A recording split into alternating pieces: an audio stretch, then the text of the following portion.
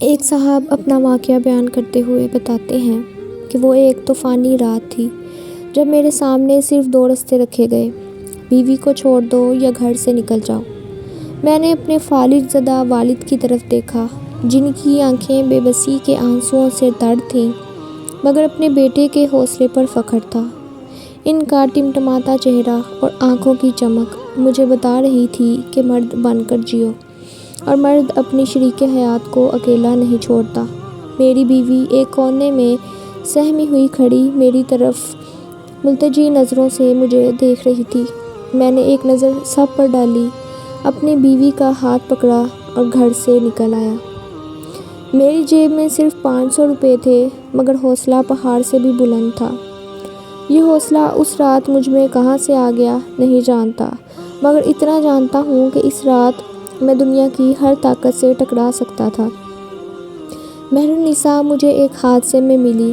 شادی کے پہلے دن ہی اسے میں نے پہلی بار دیکھا تھا۔ شادی کیا تھی؟ ایک جرگے کا فیصلہ تھا جو 2 خاندانوں کے بیچ دشمنی کو صلح میں بدلنے کے لیے کیا گیا تھا۔ مہرالنساء کے بھائی نے میرے بھائی کو قتل کر دیا تھا۔ وہ تو جیل چلا گیا، مگر دشمنی دونوں طرف بن گئی۔ آئے روز ایک دوسرے پر گھات لگا کر فائرنگ کرنا، دونوں طرف زندگی اجیرن تھی۔ جرگے نے دونوں خاندانوں کے بیچ فیصلہ دیا کہ قاتل کے گھر کی لڑکی مقتول کے گھر کے کسی لڑکے سے بیاہ دی جائے، اور کوڑا میرے نام کا نکلا کیونکہ میں سب سے چھوٹا تھا، 3rd ایئر کا اسٹوڈنٹ تھا۔ میرے پاس انکار کرنے کی یا احتجاج کرنے کی کوئی گنجائش نہ تھی۔ دبے لہجے میں احتجاج کیا بھی، مگر مجھے سب ایسے دیکھ رہے تھے جیسے پتہ نہیں میں کون ہوں۔ گھر میں خوشیاں منائی جا رہی تھیں کہ دشمن کو منہ کی کھانی پڑ رہی ہے۔ ان کی عورت ہمارے گھر میں آئے گی۔ اب وہ ہمارے سامنے آنکھ اٹھا کر بات نہیں کر سکتے۔ جہالت اور کسے کہتے ہیں؟ غیرت کے نام پر قتل کرتے ہیں اور صلح کے نام پر عورتوں کو بھیڑ بکریوں کی طرح انا کی بین چڑھا دیتے ہیں۔ نکاح ہوا اور رخصتی ہو گئی۔ میں نے اس لڑکی کو پہلی بار دیکھا تھا۔ وہ سادہ سے لباس میں بیٹھی تھی۔ اس نے خود کو پوری چادر سے ڈھانپ رکھا تھا۔ عجیب سی کیفیت ہو رہی تھی، جیسے میں پتہ نہیں کہاں چل رہا ہوں۔ نکاح کیسے ہوا؟ مولوی نے کیا کہا؟ میں نے کیا جواب دیا؟ مجھے کچھ بھی یاد نہیں تھا۔ دل بجھا بجھا سا تھا، کوئی خوشی، کوئی جذبہ، کچھ بھی موجود نہیں تھا۔ اب بیڈ پر بیٹھی اس لڑکی کو دیکھ کر مجھے مزید وحشت ہو رہی تھی کہ یہ کیا میرے سر پر مونڈ دیا گیا ہے۔ میں ایک تجسس لیے اس کے بیڈ پر ایک کونے میں بیٹھ گیا۔ میں نے گلا کھنکار کر پوچھا، کیا نام ہے تمہارا؟ اچانک اس نے چادر ہٹا کر میری طرف دیکھا۔ اس نے دونوں ہاتھ جوڑے ہوئے تھے، چہرہ آنسوؤں سے پورا تر تھا۔ بولی، پلیز مجھے مت مارو، میں نے کچھ نہیں کیا۔ وہ بمشکل 16-17 سال کی ایک چھوئی موئی سی لال سرخ انار کی طرح معصوم سی لڑکی بیٹھی میرے سامنے رو رہی تھی۔ پتہ نہیں کتنا روئی ہوگی، آواز بھی اس کا ساتھ نہیں دے رہی تھی۔ میرے دل پر ایک تیر سا لگا۔ مجھے تب ان تمام رسم و رواج سے سخت نفرت ہو گئی۔ میں جو کبھی فخر کرتا تھا اپنے خاندان پر، لیکن اب خود سے گھن آنے لگی تھی۔ میرے سامنے کوئی بھیڑ بکری نہیں، ایک جیتا جاگتا انسان تھا۔ اس کی بھی کوئی خواہشات ہوں گی زندگی سے، اس نے بھی تو کچھ مانگا ہوگا۔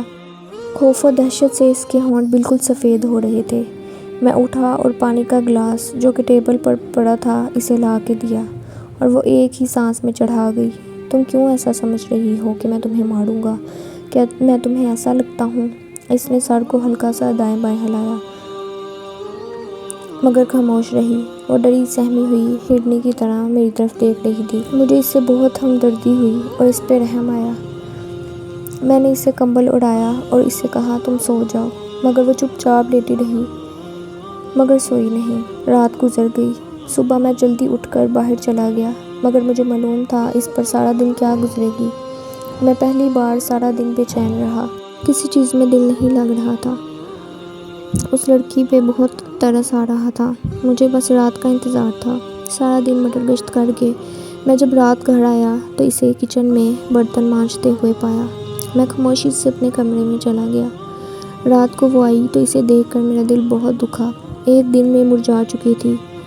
میں نے اسے بہت باتیں کی تھیں، بہت معصوم تھی، بہت تسلیاں دیں، اسے بہت سمجھایا۔ جب میں نے اس سے دن بھر کا حال پوچھا تو وہ رو پڑی۔ مجھ پر حیرت کا پہاڑ ٹوٹ پڑا جب اس نے کہا کہ مجھے کھانا الگ دیا گیا، ساتھ بھی نہیں بٹھایا گیا۔ میں نے اس کے دوسرے دن ہی امی سے بات کی تو مجھے سب نے ایسے دیکھا جیسے میں مریخ سے آیا ہوں۔ امی نے کہا، جسے تم بیوی سمجھ رہے ہو یہ تمہاری بیوی نہیں ہے، یہ میرے بیٹے کے قاتل کی بہن ہے۔ اس سے ہمدردی کی ضرورت نہیں۔ کیا تمہارا خون سفید ہو گیا ہے؟ خبردار جو آئندہ اس کی حمایت کی۔ دن اسی طرح گزرتے گئے۔ جب مہینے بعد امی اور بھابھیوں کی طرف سے تکرار ہونے لگی کہ اسے طلاق دے کے فارغ کر دو، دشمن کے دل میں آخری کیل بھی پیوست کر دو، مگر میں نے ایسا نہ کیا۔ میں نے انکار کر دیا اور پھر وہ رات بھی آ گئی جب سارا گھرانہ ایک طرف کھڑا مجھے طلاق یا گھر چھوڑنے کا کہہ رہا تھا۔ میں نے گھر چھوڑ دیا۔ اتنی ہمت مجھ میں کہاں سے آئی یہ صرف میرا اللہ جانتا ہے، مگر جیسے ہی میں نے دہلیز پار کی بارش تھم گئی، آسمان پر ستارے نظر آنے لگے اور میں قدرت کا اشارہ سمجھ گیا کہ میں ہوں نا تمہارے ساتھ۔ ڈر کس بات کا؟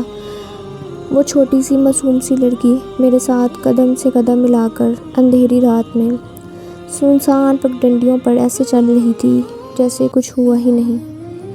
میرے ذہن میں بہت سی باتیں چل رہی تھیں اور جب میں نے اس کو دیکھا تو وہ جگنو پکڑ پکڑ کر دوپٹے میں قید کر رہی تھی۔ مجھے بے اختیار ہنسی آ گئی، ساری تکلیف اور آنے والے اندیشے بھول گیا۔ میں نے کہا، پاگل، تمہیں پتہ ہے ہم کہاں جا رہے ہیں؟ وہ میری طرف بے فکری سے لہجے میں مجھے دیکھنے لگی اور کہنے لگی، مجھے سوچنے کی کیا ضرورت ہے؟ آپ ہیں نا میرے ساتھ، اب مجھے ڈر نہیں لگتا کسی سے بھی۔ اور آج اس بات کو 20 سال گزر گئے ہیں۔ زندگی نہایت خوشحال گزر رہی ہے۔ دعا ہے اللہ تعالیٰ سب بہن بیٹیوں کے نصیب اچھے کرے، آمین۔